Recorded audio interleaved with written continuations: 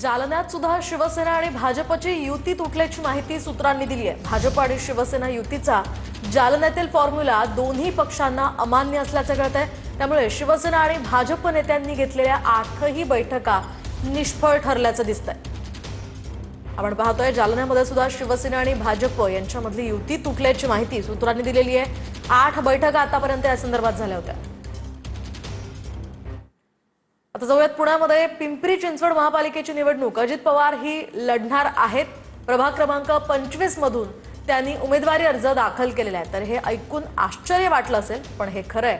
अजित पोपट पवार हे प्रभाग क्रमांक 25 मधून ड या जागेसाठी स्वतःचं नशीब आजमावणार आहेत। राष्ट्रवादीच्या घड्याळ चिन्हावर त्यांनी उमेदवारी अर्ज दाखल केलाय।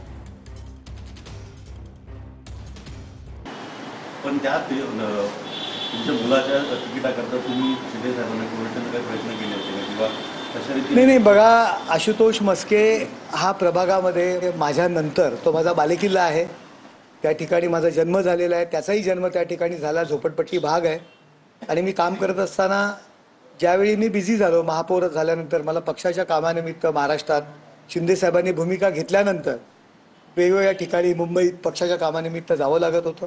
मी खासदार झालो आणि त्या विभागामध्ये मला वेळ देणं थोडंसं कठीण जात होतं आणि लोकांची सेवा करणं, लोकांना उपयोगी पडणं, त्याला मी सांगितलेलं झोपडपट्टीतली आपले सर्व नागरिक आहेत, तुझ्या बापाला आज जो काही साहेब बनवला आहे त्यामध्ये त्या माझ्या झोपडपट्टी भागातील माझ्या लेप्रसी पेशंटच्या लेप्रसी वस्ती आहे ह्या लोकांचा फार मोठा वाटा आहे।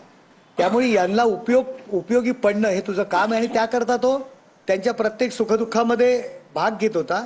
लोकांनी माझ्यानंतर, मी खासदार झाल्यानंतर त्याला सगळ्यांनी बोलून तू नगरसेवकाची निवडणूक लढ, आणि मी तर म्हणतो एकमेव विभाग असेल की शिवसेनेचे सर्व पदाधिकारी, महिला आघाडी असेल, युवा सेना असेल, असे सर्व पदाधिकाऱ्यांनी एकत्र येऊन त्याचं नाव सुचवलं होतं। त्याने इंटरव्ह्यूमध्ये मला नाही तर आमच्या विभाग प्रमुख असतील, शाखा प्रमुख असेल, यांना तुम्ही पद द्या, परंतु काही पक्षाच्या अडचणी असतात आणि त्यावेळी एक सच्च्या शिवसैनिकाचं काम करावं लागतं। दुःख व्यक्त होतं, नागरिकांचं दुःख होतं। त्यांना मी समजवलेलं आहे की आपल्याला एकनाथ शिंदे साहेबांचा जो काही प्रेस्टीज आहे आणि शिवसेना यापेक्षा माझ्या घरातील व्यक्ती ही नगरसेवक व्हायला पाहिजे, आणखी काय व्हायला पाहिजे याला महत्त्व नसून शिंदे साहेबांची जी काय अडचण असेल किंवा शिंदे साहेबांचा जो काही प्रॉब्लेम असेल किंवा शिंदे साहेबांच्या मनात दुसरा कोणाला द्यायचा असेल त्या मनाविरुद्ध शिवसैनिकांनी भूमिका घेऊ नये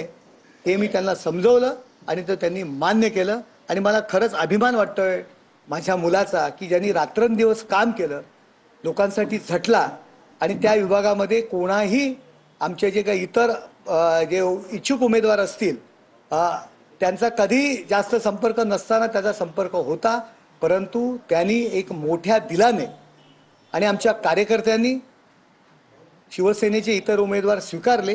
त्यामुळे मला माझ्या मुलाचा अभिमान आहे आणि माझ्या कार्यकर्त्यांचा पण अभिमान आहे। मग कार्यकर्ते